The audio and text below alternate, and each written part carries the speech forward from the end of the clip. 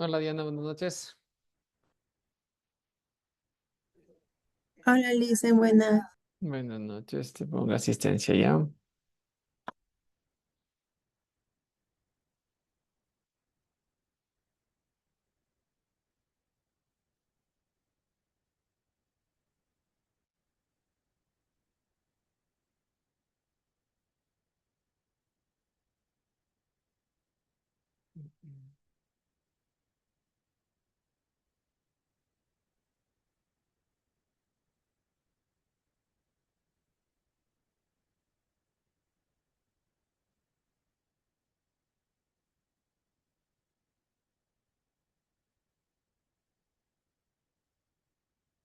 Perfecto. ¿Cómo te fue el día de ayer haciendo la consulta sobre el Producto Interno Bruto, tanto en dólares como en porcentaje, ¿no? Y de paso, pues también el per cápita. Ya, le comparto de lo Sí, por que, favor. Si queremos ver cómo te fue.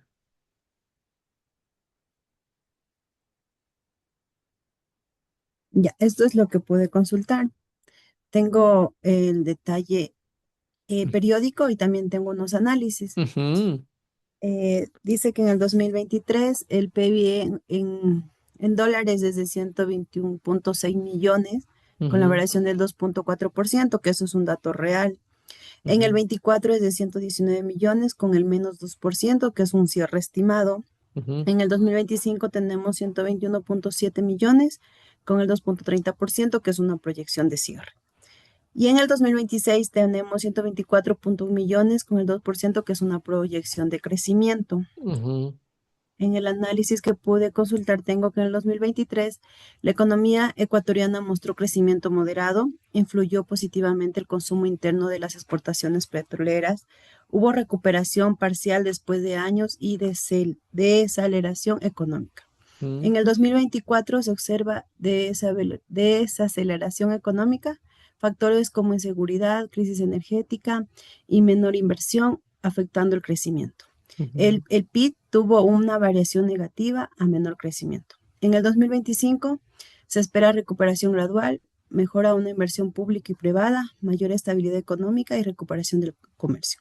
Y en la proyección del 2026, el organismo internacional les proyecta un crecimiento moderado. La economía dependerá del precio del petróleo, inversión extranjera, estabilidad política, control de inflación. ujú, También tengo lo que es los sectores que influyen el PIB de Ecuador, que es el petróleo, el comercio, la agricultura, banano, camaroneras, construcción y turismo.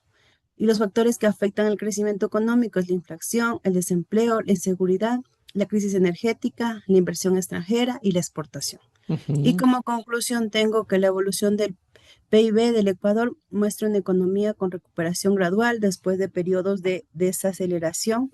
La proyección para el 2026 indica un crecimiento moderado, aunque el desempeño económico dependerá de factores internos y externos como inversión, estabilidad política y exportaciones. Ujú. Perfecto, muy bien. Entonces tenemos información, bueno, real 2023, 2024 cierre estimado, 2025 proyección de cierre y una proyección y obviamente el 2026. Vamos a ir revisando y cerrando ya datos del 2024, a ver cómo nos ha ido, ¿sí? Para tener ya un dato real, porque el 2024 está cerrado ya hace más de un año, así que Ujú. habría que buscar este dato, ¿no? Y el del 2025 pues obviamente se cerró no hace mucho y debe haber un informe nuevo del Banco Central y eso lo vamos a encontrar ya. Sí, Ok.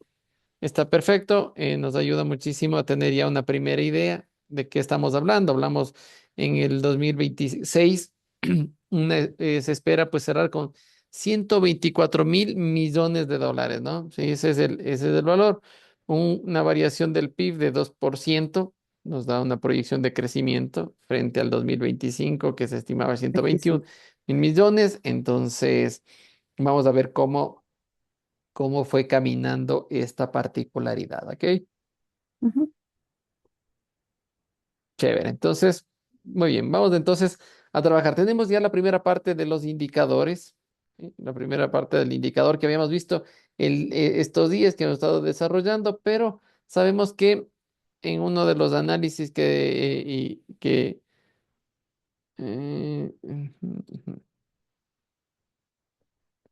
Vamos a ver.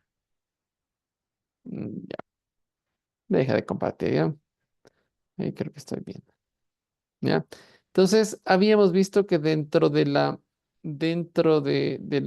economía nos decía, pues, claro, el PIB es importante, es el principal indicador de la macroeconomía, que desarrolla pues un análisis de toda la,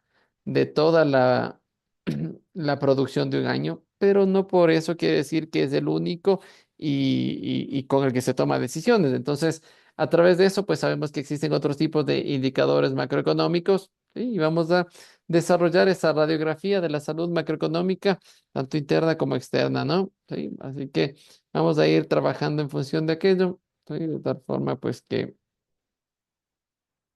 tengamos una mayor claridad. A ver qué estoy compartiendo. Creo que me fui al revés. Ujú. Entonces, vamos a ver. Acá. Ya. Entonces, ¿qué vamos a ver el día de hoy? Pues un tablero de control macroeconómico, que es como nos interesaría a nosotros revisar la información macroeconómica, ¿sí? De tal manera que podamos ver los diferentes indicadores que nos van a permitir pues generar una mejor visión de la economía del país donde nos encontramos, ¿sí? Y cada uno de ellos pues nos dará cierta información que de modo estratégico nosotros podemos ir tomándola en cuenta para tomar decisiones en el futuro, ¿ok? Entonces, el control macroeconómico se divide en todo lo que tiene que ver con el frente interno y por otro lado, el frente externo. Dentro de lo que tiene que ver con el frente interno, pues se lo conoce como diagnóstico doméstico y tenemos los principales indicadores, ¿sí? Dejando de lado el Producto Interno Bruto y el Nacional Bruto, ¿no? ¿Sí? Tenemos la inflación, que es pues el que determina el poder adquisitivo. ¿Sí? Este poder adquisitivo, pues se lo entiende, se lo monitorea, pues cuando genera un aumento, ¿sí? O una disminución de los precios de los productos en los mercados. Básicamente a eso se reconoce como un poder adquisitivo, ¿no? ¿Qué capacidad yo tengo, como ayer decíamos, de comprar unidades, ¿no? ¿Cuántas unidades tengo la capacidad de adquirir dentro del mercado? La inflación marca esa capacidad, ¿sí? Si la inflación está muy alta, ¿sí? Eso quiere decir que los precios de los productos en el mercado están creciendo, por lo tanto, compró menos unidades, ¿sí? Si la inflación está a la baja, ¿sí? Está a la baja, entonces quiere decir que los precios comienzan a tomar una menor importancia y por lo tanto yo tengo la capacidad de comprar más unidades. Eso genera un poder adquisitivo. Por otro lado, pues tenemos el desempleo. Habíamos hablado ya de los principales indicadores, tanto PIB, la inflación y también el desempleo, como una fuerza laboral dentro de las organizaciones. Sí, esto genera un análisis de esas tasas, ¿no? Tanto del desempleo y las condiciones del mercado, sí, laboral en el país. ¿Cuántas personas económicamente activas están desarrollando actividades y cuántas no? ¿Cuántas están en diferentes condiciones laborales, ¿no? Unas con trabajo parcial, con trabajo a medio tiempo, diferentes tipos de contratación que se pueden generar, pero forman parte de esa estadística de la fuerza de empleo, ¿no? Por otro lado, dentro de la parte interna tenemos la curva de Phillips o la colisión de trade-offs, ¿sí? Esto pues nos genera una determinación, una evaluación del intercambio de corto plazo entre la inflación y el desempleo, ¿sí? Es una combinación, la curva de Phillips lo que busca es enfrentar la inflación versus el desempleo y ver cómo marca, ¿sí? Cómo marcan tendencia o generan algún tipo de relación inversamente proporcional dentro de la economía, ¿sí? Básicamente como para hacer un análisis de lo interno, ¿sí? Por otro lado, tenemos el frente externo, ¿sí? Que es la interacción global que tiene un país. Y para esto, pues, Tenemos la balanza comercial o el flujo de bienes, ¿sí? Que se enfoca pues en la medición y el registro de las importaciones y las exportaciones de mercancías. Esa parte del Producto Interno Bruto que se netea como las de exportaciones, resto las de importaciones y tengo un análisis de esa balanza comercial, que es lo que yo transo a nivel internacional, todo lo que yo pongo afuera de mis productos en los mercados internacionales y todo lo que de los mercados internacionales traigo al país. Esa es una balanza comercial y marca el flujo de los bienes, ¿sí? El riesgo país, asimismo, pues del flujo de capitales y de la confianza, principalmente puntos de confianza, ¿no? Sí, para esto, pues, este indicador es de las genera una probabilidad de incumplimiento de las obligaciones financieras y la confianza internacional a medida de que puedo ir pagando mis deudas, ¿no? Entonces, el riesgo país está determinado principalmente de estas variables, pero sobre todo, pues es una fórmula estadística bastante amplia y muy subjetiva, ¿no? No tiene nada que ver con el tema de los productos, sino la capacidad que tiene el país de estar o de tener una imagen positiva hacia el exterior. Básicamente eso es el riesgo país, ¿cierto? Entonces, ¿qué influye esto? Pues el flujo, el manejo de los capitales que tenga y el análisis de la confianza. Sí, todas las políticas, cómo se toman las diferentes políticas, política social, política económica, política tributaria, la política de seguridad. Todos estos factores cualitativos son evaluados dentro del riesgo país y eso me da unos puntos, ¿no? Asimismo, vamos a traer dentro de nuestro tablero toda esta información que es interesante, ¿sí? Que vamos a ir alimentando nuestro tablero. ¿Por qué? Porque nos interesa saber cómo ha ido decreciendo o creciendo cada uno de estos indicadores. Nos va a ayudar muchísimo a entender a entender cómo se encuentra el país. Sí, justamente para eso sirven los indicadores macroeconómicos, ¿no? Sí, para saber en qué piso estoy plantado en este momento, ¿no es cierto? Hay una inestabilidad, hay una sanidad de economía, ¿sí? O hay una recesión o estamos en crisis, ¿no? Básicamente factores que nos permiten entender cómo se encuentra la economía hoy en día. Entonces, es por eso que el PIB tiene que estar acompañado de este tablero macroeconómico, ¿sí? Porque nos permite visualizar y controlar la información macroeconómica y entender cómo se encuentra el país en un momento determinado. ¿Estamos? Perfecto. Entonces, para esto, pues, si nos adentramos ya en la parte de la inflación, ¿sí? Que son este análisis de la inflación, pues viene de dos vías, ¿sí? El aumento sostenido del nivel general de los precios requiere, pues, métricas precisas y para eso tenemos el índice de precios al consumidor y el deflactor del PIB, ¿sí? Que son los dos que intervienen para el cálculo de la inflación, ¿sí? El índice de precio del consumidor, ¿sí? El objetivo mide una canasta fija de bienes y servicios. El alcance, pues dice lo que compra la familia típica, incluye importaciones, ¿no? Todo lo que compra una familia típica, incluyendo todo lo importado. La dinámica, dice la canasta, no varía año tras año, ¿no? Sí, siempre es la misma canasta de bienes y servicios. Se hace un cálculo y se determina, ¿sí? Ese impacto que tiene estos índices de precios, ¿no? Cómo van variando esos índices de precios. Y por otro lado tenemos, ayer ya lo habíamos visto, el deflactor del PIB. En este caso el objetivo es de medir todos los bienes y servicios finales, ¿sí? Recuerda que nada de intermedios, nada de productos que están generando o están ingresando a hacer a ingresar a un proceso productivo.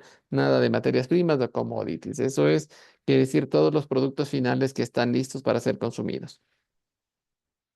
El alcance, solo lo producido dentro del país y la dinámica, dice la canasta, varía según lo que la economía produzca cada año, ¿no? Entonces, este tiene que ver mucho con lo que se está produciendo dentro del país, ¿sí? Solo dentro del país. ¿Qué genera la inflación dentro de la economía? Habíamos visto pues que existe el impacto real que se genera es la erosión del poder adquisitivo, ¿sí? a medida que va pasando los años, ¿sí? Los recursos con los que contamos o los recursos de dinero o de capital que se mantiene, ¿sí? ¿Cuántos productos te ayuda a conseguir? ¿Cierto? ¿Sí? Y dice en el año número uno, el nivel de precio base, ¿sí? Con una cantidad de X de ingresos, puedes obtener una canasta completa, ¿sí? En el año 5 con una inflación acumulada, ¿sí?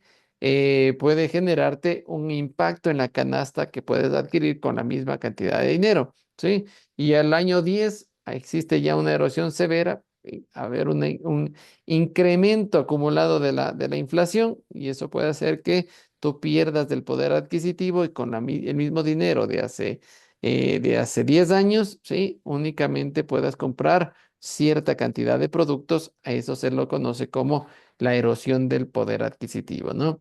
Cuando el índice de precios aumenta, la familia típica debe gastar más dinero para mantener el mismo estándar de vida, ¿no?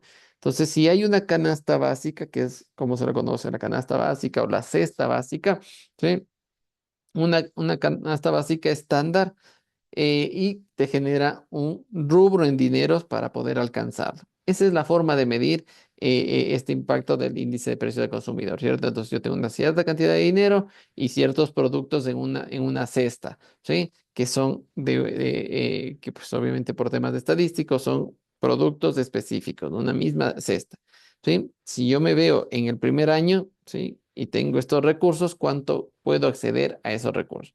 A medida que va pasando los años con esos mismos recursos por el efecto de la inflación, ¿sí? Esa variación de los precios de los productos, con ese mismo dinero yo puedo ir comprando menos unidades de los productos de la cesta básica, ¿cierto? Y así, pues a medida que va pasando los años, si el recurso, poniéndolo en cuenta, tomando en cuenta que es el mismo recurso de capital, ¿sí? Frente a la misma canasta, pues comienza a generar una erosión, ¿no? Una caída de los productos porque el precio, ¿sí? El precio ha aumentado y mi poder adquisitivo ha disminuido. Ese como impacto real, ¿no? Luego tenemos pues el análisis del desempleo, que ya es la anatomía del mercado laboral. ¿Sí? En este caso pues tenemos la población, ¿sí? Dice, estás en edad de trabajar. Si no estás en edad de trabajar, pues eres excluido de ese cálculo. Si tienes la capacidad de trabajar, pues eres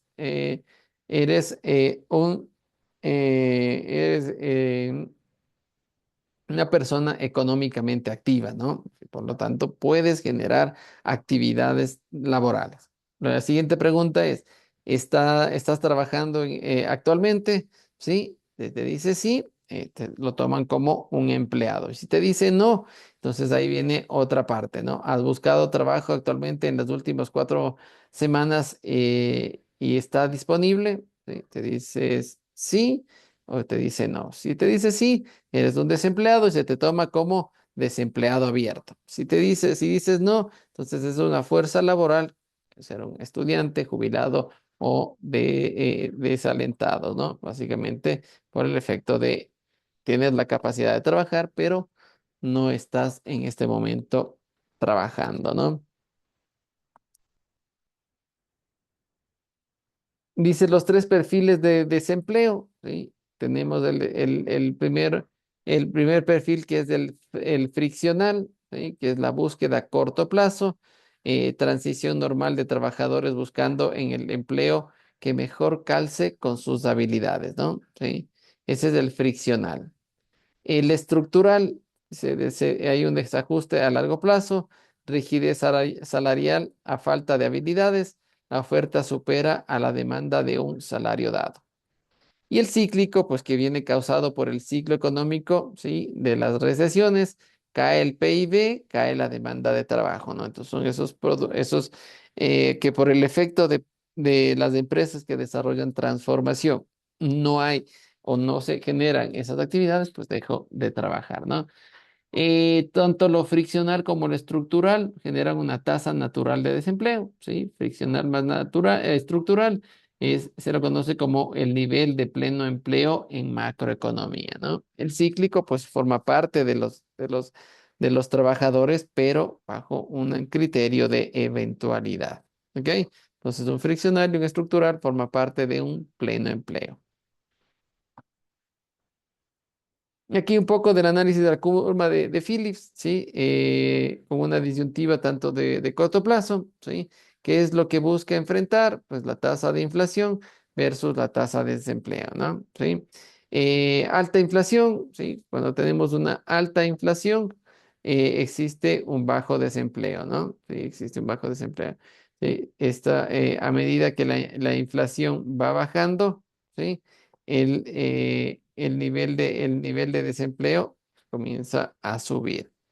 Dice, si los gobiernos estimulan la demanda agregada para reducir el desempleo a corto plazo, el sistema se recalienta, ejerciendo presión al alza sobre los salarios en los salarios y precios, ¿no? Sí, existe bajo desempleo, cuando existe bajo desempleo, cuando la inflación es alta. ¿Qué pasa en cambio con una curva de largo plazo? ¿Sí? Acá hay ajustes de expectativas. Aquí, pues, la crítica fundamental de Friedman y de Phelps, que son dos pensadores de la macroeconomía, dice pues que a largo plazo las expectativas de inflación se ajustan. ¿Sí? Imprimir dinero no reduce el desempleo permanentemente, ¿no? Simplemente crea un nivel de inflación real y esperada pues más alta, ¿no? La curva se vuelve completamente vertical. Entonces, la tasa de desempleo marca un porcentaje en particular a lo largo del tiempo, ¿sí? Y lo único que va variando es la inflación, ¿no? Sube o baja la inflación, que es una tasa natural de desempleo, conocida como la TDNAI, ¿sí? Tasa natural de desempleo, ¿no? Interna. ¿Sí? Entonces, normalmente esta tasa de desempleo pues genera pues una variación dentro de las tasas, pero no me varía el porcentaje, ¿no? Cuando se lo maneja la curva de largo plazo. Luego tenemos el frente externo, la balanza comercial, ¿sí? Esta balanza comercial pues que marca el flujo internacional de bienes y capitales, ¿sí? Veíamos que dentro del el análisis del Producto Interno Bruto teníamos las exportaciones netas. Estas exportaciones netas pues eran esa diferencia que encontramos entre las exportaciones menos las importaciones, ¿no? Sí, las exportaciones, que se lo conoce con la X dentro de la macroeconomía, ¿sí? Habla sobre los bienes producidos internamente y vendidos al extranjero, ¿no? Acá que tenemos una entrada de dinero. En el caso de las importaciones, que es la variable M, dice que los bienes producidos en el extranjero y comprados internamente. Esto es una salida de dinero, ¿no? Entonces compro bienes y saco dinero. Entonces hay un movimiento de bienes y de capitales, ¿ok? Tenemos una matriz de escenarios comerciales, ¿sí? Por un lado, pues tenemos el escenario de superávit comercial cuando las exportaciones, ¿sí? Son mayores a las importaciones.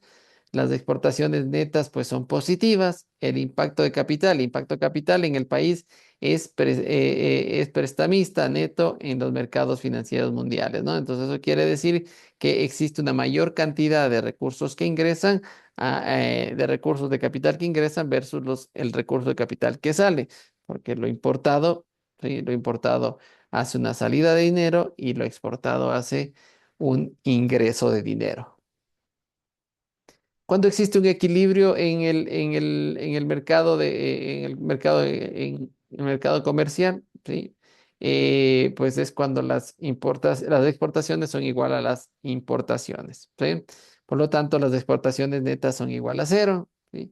El impacto de capital del flujo es neutral, sale 100, regresa 100.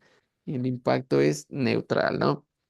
Y por último tenemos este famoso déficit comercial, que las exportaciones son inferiores a las importaciones. En este caso, pues las exportaciones netas son negativas. El impacto de capital, pues el país es prestatario neto en el mundo. Eso quiere decir que está solicitando recursos de fuera. ¿Por qué? Porque está pagando más de lo que ingresa, ¿no es cierto? Hay más importaciones, sale más dinero ¿sí? Hay menos exportaciones, entra menos dinero. ¿Ok? Entonces, una matriz de escenario positivo, cuando las exportaciones son mayores a las importaciones. Un comercio equilibrado es cuando las exportaciones son iguales a las importaciones y el déficit cuando las exportaciones son menores a las importaciones, ¿no? Vamos a ver aquí un poco sobre el riesgo país. Dice que el precio de la confianza, existe un precio por la confianza, ¿no? El riesgo asociado a la probabilidad de que un Estado incumpla su deuda, eso marca muchísimo ese default, esa prima de riesgo que se maneja, ¿no? Entonces, ¿qué nomás forma parte del costo de financiamiento nacional? Pues la tasa base global más la prima de riesgo, ¿no? Esto me da igual al costo de financiamiento nacional. Entonces, uno de los factores preponderantes para el análisis de riesgo país es esa confianza que puede dar el país a la hora de cumplir con sus compromisos de deuda, ¿no? Entonces los inversores exigen tasas de interés mucho más altas para compensar el riesgo de inestabilidad de los mercados emergentes. ¿Eso nos pasó en algún momento determinado dentro de la economía? Sí. ¿Por qué subió el riesgo país? Porque comenzamos a endeudarnos, ¿sí? Con deuda demasiado alta, ¿cierto? Recordemos ahí hace 10, 15 años atrás, cuando comenzamos a endeudarnos con organismos multinacionales y hubo una salida del Ecuador de los préstamos internacionales, tanto con los Estados Unidos como con Inglaterra, ¿sí? Dejó de buscar a los prestamistas internacionales más conocidos y que tienen tasas muy bajas, ¿sí? Tienen tasas muy bajas como el FMI, el Banco Mundial, ¿sí? Que son prestamistas de los Estados Unidos, que normalmente pues ellos manejan tasas muy bajas. ¿Por qué?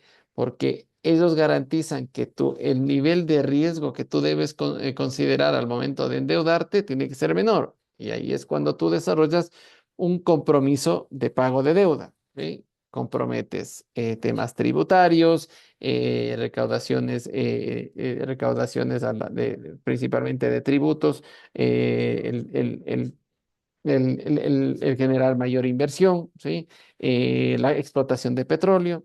Básicamente, pues pones en juego la garantía de una prima de riesgo con tus colaterales que generas como país, ¿cierto? Entonces, para tener eso, tú tienes que comprometer al Estado a no generar, a generar políticas muy controladas de aspecto tributario de recuperación de los recursos para poder pagar y cumplir la deuda que tienes.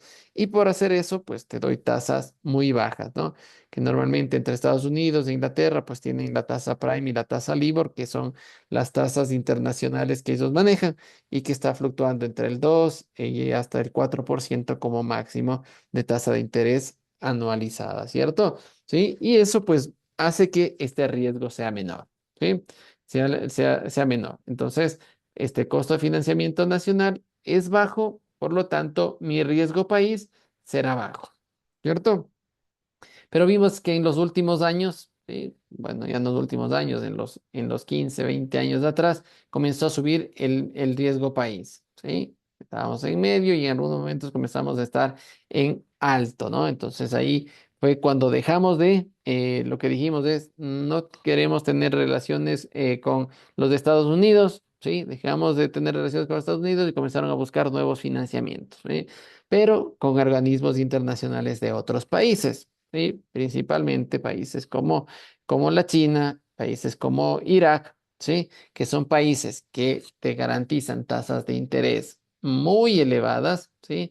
Tasas de interés muy elevadas y eso hace que tus puntos de riesgo país sean muy altos. ¿Por qué? Porque las tasas de interés muy altas no te generan un compromiso de pago de la deuda. Por ejemplo, con China te dice, no tengo problema, tú no me entregues ninguna carta de intención para cambio tributario, ¿sí? Si es que tienes para recuperar, recaudar, no me interesa entrar en tu política, ¿cierto?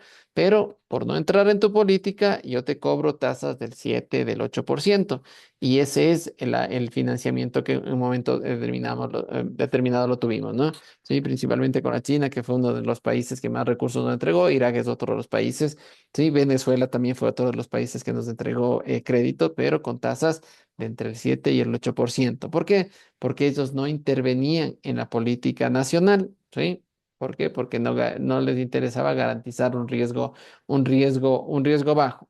Es el riesgo alto, pero para riesgo alto hay un rendimiento alto, ¿no es cierto? Entonces, nuestro riesgo país comenzó a subir de forma desmedida, ¿no es cierto? Eso viene y data desde el gobierno de Correa, más o menos, ¿no? Que es el que hizo los financiamientos directamente con la China, ¿sí? Haciendo pues que tengamos tasas del 7%. Claro, en ese entonces decía, pues consigo tasas del 7% y era muy fácil, ¿no es cierto? ¿Por qué? Porque dice, no, yo paso de una tasa del 3% a una tasa del 7%, son 7 puntos porcentuales. Son 4 puntos porcentuales, no pasa absolutamente nada. Pero técnicamente no es así. En este caso, estoy duplicando y hasta casi triplicando la tasa de interés que tenía. De un 3% a un 7, 8% es duplicar el valor de la tasa. Y los créditos no son pequeños, ¿no? Los créditos hablamos de miles de millones de dólares, por lo tanto, el interés era sumamente grande, ¿no? Entonces, esto genera un riesgo país y es por eso que el país tenía ese alto impacto del riesgo país. Y lo vamos a analizar y lo vamos a ver cómo ha venido evolucionando ese riesgo país los últimos años. Vamos a ver cómo se ha ido cerrando en los últimos años, ¿sí? Y hasta encontrarnos en el año, en este año, ¿no? Entonces, un poco para entender cómo marca la tendencia este riesgo país, ¿no? Entonces, acá tenemos un caso de estudio de Ecuador, ¿sí? En abril del 2025 estábamos en 1900 puntos, ¿no? Sí. Y hoy nos encontramos en el mes de abril, nos encontramos en 436. Y es más, del mes de mayo cerramos con una tasa, ya lo estaremos viendo, con 356 puntos, ¿sí? De riesgo país. La tasa de riesgo país más baja en la historia del Ecuador, ¿no? ¿Sí? ¿Eso qué significa? Pues que estamos cumpliendo con los pagos de la deuda, ¿sí? Estamos pagando deuda y por lo tanto hace que baje, ¿no? Que baje el riesgo país, ¿sí? ¿Qué tenemos para este caso? Dice, tenemos los primeros, los inputs, pues hay políticas de sostenibilidad fiscal, ¿sí? La recaudación está siendo fuerte, está siendo grande en el Ecuador, ¿sí? Fortalecimiento de las reservas internacionales netas, eso hace que cuando tenemos una mayor cantidad de reservas guardadas en el Estado, pues eso hace que tú puedas cumplir con el servicio de la deuda, puedes pagar deuda. Recordamos allá en los años, hace 15 años, pues lo que comenzamos a hacer es consumirnos la reserva de libre disponibilidad, ¿sí? Entonces, ¿qué estábamos haciendo? Teniendo impagos de deuda y por eso nuestro riesgo país comenzó a elevarse, ¿no? Los defectos, ¿sí? Proyectos de tasa de interés 8% anual, ¿sí? Facilita líneas de créditos de extranjeras, pero atrae mucho la inversión. Sí, pero pues sabemos que eso era el efecto que daba para un crecimiento del riesgo país, ¿no? Sí, hoy en día pues estamos consiguiendo excelentes tasas volvimos a tener endeudamiento con el FMI, con tasas de entre el 2, 3% y pues obviamente el riesgo país comienza a decrecer porque son cuotas que podemos alcanzar y podemos pagar, ¿cierto? Entonces, ¿ha mejorado el riesgo país en el Ecuador? Sí, las estadísticas lo hablan. Estamos ya en 356 puntos a nivel de una de las mejores tasas a nivel mundial, ¿sí? Y dentro del Ecuador, pues es bastante importante este tema, ¿no? Vamos a ver un poco sobre el bucle de la interconexión macro, ¿sí? Cómo se van generando y cómo interactúan las diferentes indicadores y componentes o variables del riesgo país, ¿no? Dice, ¿qué pasa? Sube el riesgo país, ¿sí? Hay una caída de confianza internacional. ¿Qué sucede? Aumentan las tasas de interés, el crédito se encarece, ¿no? Cae la inversión interna, menos préstamos, ¿sí? Existe una depreciación de la moneda, fuga de capitales, y el estímulo a exportaciones netas, los bienes nacionales más baratos, ¿no? Entonces, siempre va a haber diferentes tipos de efectos cada vez que el riesgo país sube o baja, ¿no? Entonces, si vemos por la parte de una baja de riesgo país, ¿qué va a generar? Pues va a generar una disminución de tasas de interés, ¿sí? Y los créditos van a ser más apetecidos, la inversión va a subir, ¿sí? Van a querer invertir más porque hay menos riesgo de inversión en el país, por lo tanto las inversiones van a generarse. La moneda, pues en nuestro caso en particular, y este efecto no es manejado por nosotros, pero el dólar es una moneda muy fuerte, ¿sí? Y nos permite tener esa compensación de no tener una depreciación o apreciación, ¿no? Pero habrá un estímulo de las exportaciones netas, sí, porque tengo más recursos, me puedo financiar, invierten más en el país y tener la capacidad de exportar más, ¿sí? Y posiblemente de importar menos, ¿ok? Eso pasa con el efecto de subir o bajar el riesgo país, ¿sí? Hay efectos en las tasas de interés, en las inversiones, en el poder adquisitivo de la moneda y en las exportaciones netas, el efecto de lo exportado y de lo importado. ¿Estamos? Sí, eso como una interacción de estos componentes que se maneja dentro del riesgo país. Acá pues la síntesis del sistema, ¿sí? Cómo está estructurada la arquitectura macroeconómica, ¿sí? Enfrentando la inflación versus el desempleo. Ahí pues vemos esto pues está moderado y está desarrollado por la curva de Phillips, cómo enfrento la inflación versus el desempleo. Por un lado la inflación, ¿sí? Es uno de los principales focos para el desarrollo o el análisis del riesgo país, ¿sí? Cuando se encarecen, pues la inflación crece, pues encarecen las importaciones y genera un efecto directamente en riesgo país. ¿Qué pasa con el desempleo? Cuando existe una balanza comercial positiva, pues, el superávit estimula un empleo local, ¿sí? Exporto más, eso quiere decir que produzco más, hay más trabajo.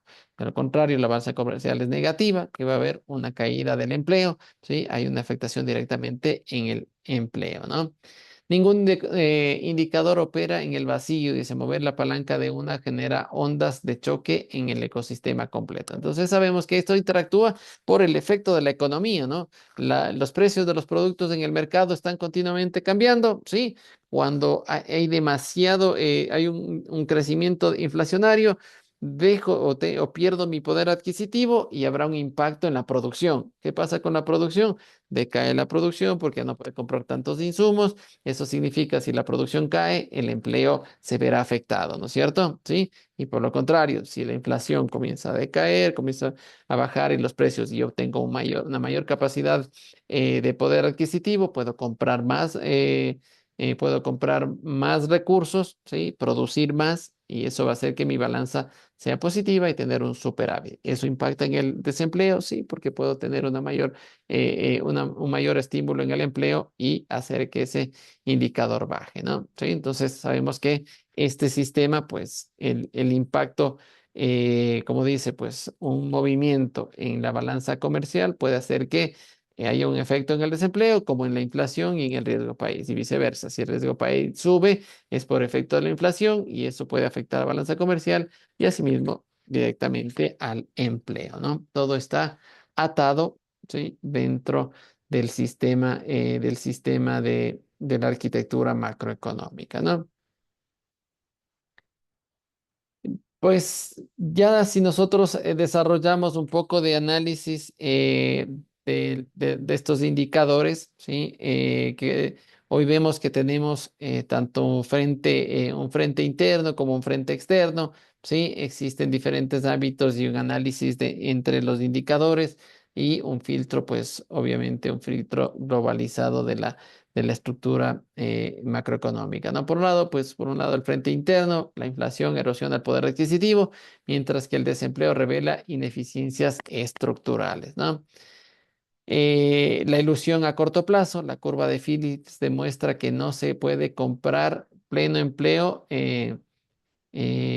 pues imprimiendo dinero a largo plazo, ¿no? Entendemos que el efecto en el corto plazo, pues es que exista, pues una deval- un, eh, un impacto directamente en la inflación, ¿no? Entonces, no podemos en el corto plazo, pues, garantizar una, una baja inflación y un bajo desempleo, porque la curva se mueve bajo ese criterio, ¿no? El filtro global, la balanza comercial y el riesgo país dictan cómo el mundo valora y financia nuestra economía local, ¿sí? La economía, pues, no es solo, no solo son números, ¿no? Es la lectura del comportamiento humano y global. Recordemos que nosotros estamos viendo que algunos indicadores, ¿sí? Macroeconómicos tienden a generar cálculos netamente matemáticos o estadísticos, ¿no es cierto? Producto Interno Bruto, netamente matemático, ¿cierto? Sí. La inflación tiene una mezcla, tiene un análisis estadístico, ¿sí? De las variaciones de los productos en el mercado, ¿sí? Netamente matemático estadístico. El desempleo, tomo el número de personas empleadas, tomo el número de personas desempleadas y marco mi porcentaje de desempleo. Netamente numérico. Pero, por ejemplo, el riesgo país es muy cualitativo, ¿sí? Es de percepción, es de capacidad, ¿cierto? Si bien es cierto, tiene cálculos matemáticos donde sé cuántos dólares tengo de endeudamiento, cuántos dólares tengo que pagar y cuál es mi capacidad para pagar, sí, pero puedo tener los recursos para pagar esa deuda, pero en el momento de pagar, dejo de pagar porque la política nacional, ¿sí? Toman a la interna un no pago de deuda. Entonces se convierte en un análisis cualitativo también, ¿sí? Por la calidad que puede tener el gobierno a la hora de tomar decisiones, ¿cierto? Entonces, no solo de números se mueve la economía, sino también de la parte cualitativa también, ¿sí? Del efecto que pueden desarrollar los diferentes, en este caso, los diferentes gobernantes de un país, ¿no? ¿Sí? Y eso puede, pues, mermar cambios y hacer impactos en la economía. Obviamente que sí, veíamos que, pues, básicamente, si se toma una decisión a nivel de riesgo país, hay un impacto en la balanza comercial, hay un impacto en la inflación, ¿cierto? En el desempleo. ¿Por qué? Porque existen movimientos que están vinculados a este tipo de efectos en la economía, ¿no? Entonces, un poco para ir viendo este aspecto en particular. Perfecto. Entonces, un poco de lo que quería revisar el día de hoy es la parte de estos indicadores macroeconómicos, ¿no? Sí.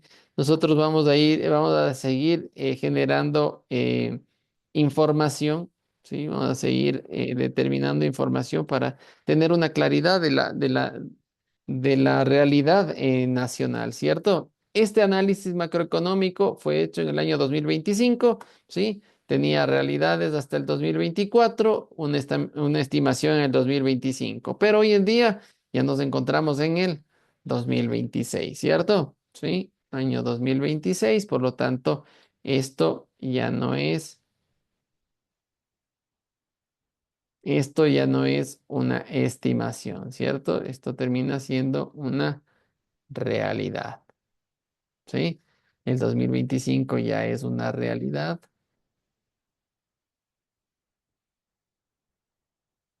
¿sí? Y vamos a desarrollar.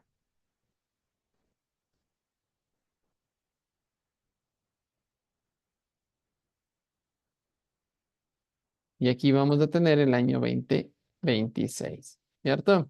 Sí. Entonces, para este caso en particular, pues vamos nosotros a realizar un nuevo análisis. Vamos a corroborar que estos datos sean los mismos, ¿sí? Vamos a llamarle, esto lo vamos a llamar,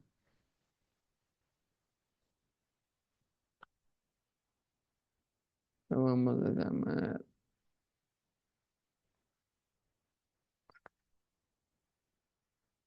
lo vamos a llamar. Índices macroeconómicos del 2026. ¿Sí? Entonces, ¿qué teníamos? Nosotros ya vimos la primera parte, tú ya tienes esta parte de aquí y tienes esta parte de acá que habrá que corroborar, ¿sí? Y nos falta complementar esto de aquí, ¿sí? Te voy a poner esto dentro de la del chat. A ver si no puedo ponerte en el chat. Listo.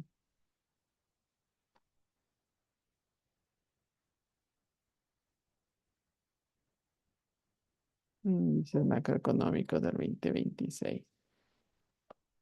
Cannot be executed currently. Ya. Entonces, este está siendo utilizado. Solo voy a dejar de compartir, ¿ok? Y lo cerré. Indicadores macroeconómicos del 2026.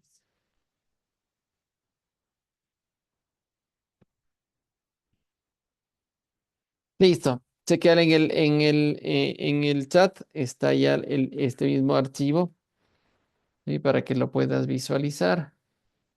¿Y cuál va a ser la tarea? Pues obviamente será eh, Llenarle el 2026. llenar el 2026 y corroborar que el 2025 principalmente, porque el 25 de lo que yo tenía en este cuadro, pues está información previo al cierre, ¿sí? Era una información previo al cierre, pero ya tenemos cierre, ¿no? Entonces, sí me gustaría que corrobores esta información con los informes del Banco Central del Ecuador, ¿sí? Para ver si en realidad el 23 es 0,118 o lo que tú nos trajiste, ¿sí? ¿Por qué te digo esto? Porque estos 3 años ya deberían estar cerrados. Entonces, no deben, Actualizados. deben ser actualizados. Entonces, ver, normalmente, como te digo, los reportes que van a ser confiables van a ser todos los que hayan sido publicados, por ejemplo, para el 2024 que hayan sido publicados a partir de mayo del 2025.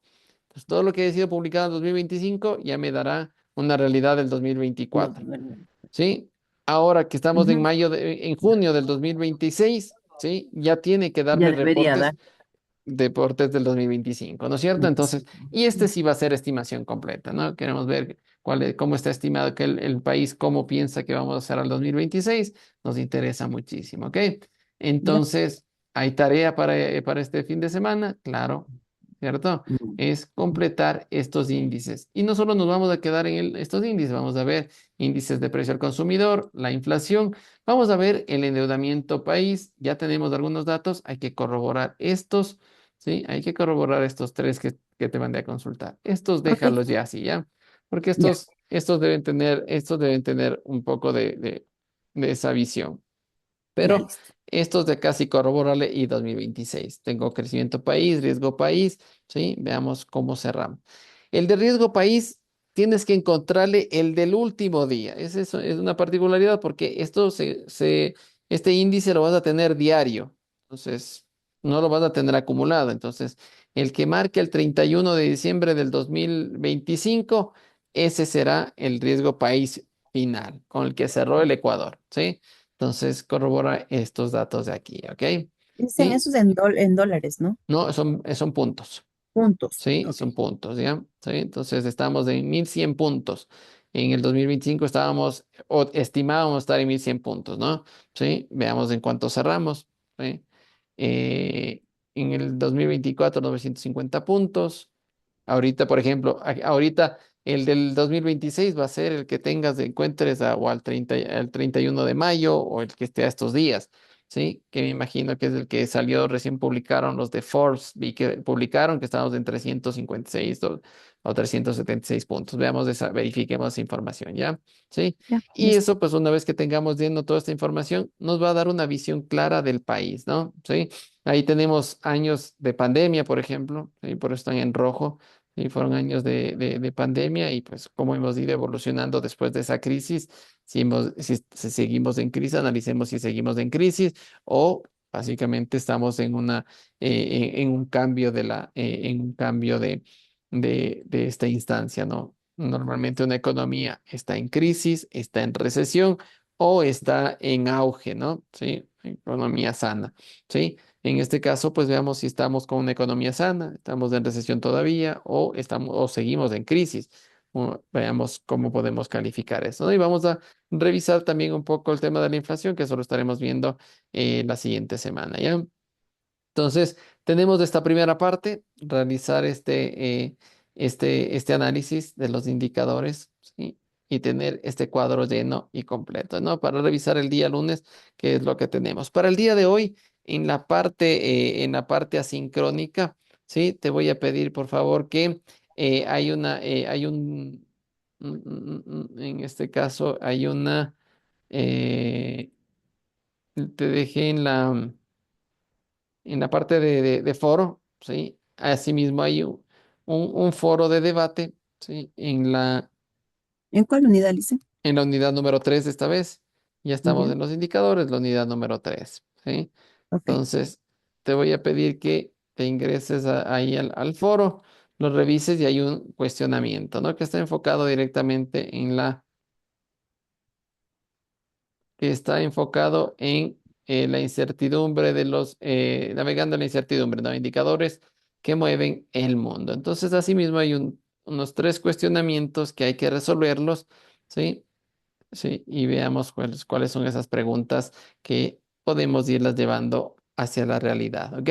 Trayéndoles y resolviendo Ya. esto. Entonces, resolvamos eso para el día lunes dentro de la parte asincrónica, sí que quedaría como trabajo para la siguiente parte de la clase y el día lunes con el cuadro completo, pues entraremos a revisar la economía ecuatoriana, ¿cierto? A entender y sacar datos que normalmente pues un administrador debe tenerlo. Este cuadro lo va a ir actualizando cada vez y cada vez, ¿no? Eso es lo que Cada yo vez. hago, ¿sí? Voy actualizándolo para entender dónde estamos y qué sugerencias se va a tomar dentro de las organizaciones, ¿sí? Es vital para el administrador, ¿ok? Así que trabajamos en eso. ¿Listo? Le hice una pregunta sobre el Cuéntame. último, el proyecto, el final que usted dijo que sí vamos a hacer en grupo, eso. Al final, Los ¿cómo van a chicos, hacer? Ajá. exacto, nunca respondieron nada. No sé si lo puedo seguir Dale, adelantando sola. hazle tú. Sí, Desarrollalo tú. y Eh, tengo el título que iba a hacer es el desempleo y su efecto en el crecimiento económico. Perfecto, perfecto. Ya, Vas a ya, tener listo. mucha información para el desempleo, ¿sí? Ahí podrás revisar justamente con la curva la curva de análisis de Gini, pues vas a ver cómo hay unas diferentes metodologías. O sea, vas a encontrar mucha información. Entonces, Ok. plantéalo bajo ese criterio. Mírale cómo es la parte de la estructura del trabajo que está cargada ya en la plataforma y ya ve cargando Sí, quiero información. seguir adelantando. Adelántale, trabaja este fin de semana y el día lunes lo revisamos, ¿te parece? Nos Ya, tomamos un tiempito para hacer una revisión y ver cómo vas adelantando, ¿te parece?